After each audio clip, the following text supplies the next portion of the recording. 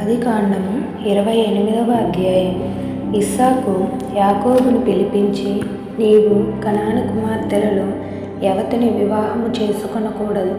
నీవు లేచి పద్దనరాములోనున్న నీ తల్లికి తండ్రి అయిన బెతూయేలు ఇంటికి వెళ్ళి అక్కడ నీ తల్లి సహోదరుడగు లాబాను కుమార్తెలలో ఒకదానిని వివాహము చేసుకొనుమని అతనికి ఆజ్ఞాపించి, సర్వశక్తిగల దేవుడు నిన్ను ఆశీర్వదించి నీవు అనేక జనములగునట్లు నీకు సంతానాభివృద్ధి కలుగచేసి నిన్ను విస్తరింపచేసి నీవు పరదేశివైన దేశమును అనగా దేవుడు అబ్రహామునకు ఇచ్చిన దేశమును నీవు స్వాస్థ్యముగా చేసుకొనున్నట్లు ఆయన నీకు అనగా నీకును నీతో కూడా నీ సంతానమునకును అబ్రహామునకు అనుగ్రహించిన ఆశీర్వాదమును దయచేయునుగాక అని అతని దీవించి యాకోబును పంపివేసెను. అతడు పద్దనరాములోనున్న సిరియా వాడగు బెతూయేలు కుమారుడగు యాకోబు ఏశావుల తల్లియగు రిబ్కా సహోదరుడైన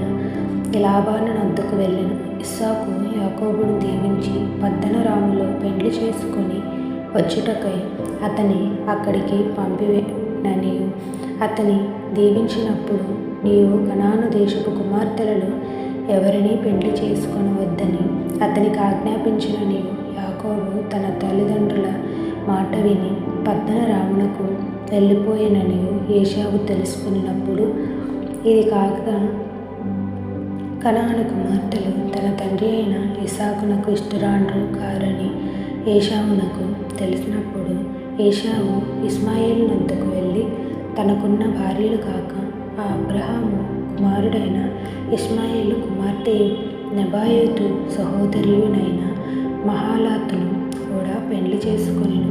యాకోబు బెయేర్షెబా నుండి బయలుదేరి హారాను వైపు వెళ్ళుచు ఒకచోట చేరి ప్రొద్దుగుంకినందున అక్కడ ఆ రాత్రి నిలిచిపోయి ఆ చోటి రాళ్ళను ఒకటి తీసుకొని తలగడగా చేసుకొని అక్కడ పండుకొనెను. అప్పుడతడు ఒక కల కనెను. అందులో ఒక నిచ్చెన భూమి మీద నిలవబడి ఉండెను. దాని కొన ఆకాశమునంటెను. దాని మీద దేవుని దూతలు ఎక్కుచూ దిగుచూ నుండిరి. మరియు యెహోవా దానిపై పైగా నిలిచి, నేను నీ తండ్రి అయిన అబ్రహాము దేవుడను ఇస్సాకు దేవుడనైన యెహోవాను. నీవు పండుకొని ఉన్న ఈ భూమిని నీకును నీ సంతానమునకును ఇచ్చేదను. నీ సంతానము భూమి మీద లెక్కకు ఇసుక రేణువుల వలె అగును. నీవు పడమటి తట్టును, తూర్పు తట్టును, ఉత్తరపు తట్టును, దక్షిణపు తట్టును వ్యాపించెదవు. భూమి యొక్క వంశములన్నీ నీ మూలముగా నీ సంతానము మూలముగా ఆశీర్వదింపబడును. ఇదిగో నేను నీకు తోడయుండి నీవు వెళ్ళు ప్రతి స్థలమందు నిన్ను కాపాడచ్చు. ఈ దేశమునకు నిన్ను మరలా రప్పించెదను. నేను నీతో చెప్పినది నెరవేర్చు వరకు నిన్ను విడవనని చెప్పగా, యాకోబు నిద్ర తెలిసి నిశ్చయముగా యెహోవా ఈ స్థలమందున్నాడు, అది నాకు తెలియక పోయేననుకొని భయపడి, ఈ స్థలము ఎంతో భయంకరము, ఇది దేవుని మందిరమే గాని వేరొకటి కాదు, పరలోకపు గవిని ఇదే అనుకొనెను. తెల్లవారినప్పుడు యాకోబు లేచి తాను తలగడగా చేసుకొనిన రాయి తీసి దానిని స్తంభముగా నిలిపి దాని కొన మీద నూనె పోసెను. మరియు అతడు ఈ స్థలమునకు బేతేలును పేరు పెట్టెను. అయితే మొదట ఆ ఊరి పేరు లూజు.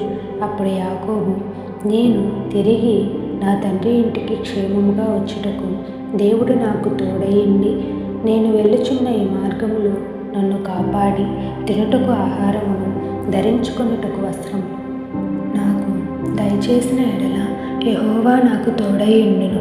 మరియు స్తంభముగా నేను నిలిపిన ఈ రాయి దేవుని మందిరమగును.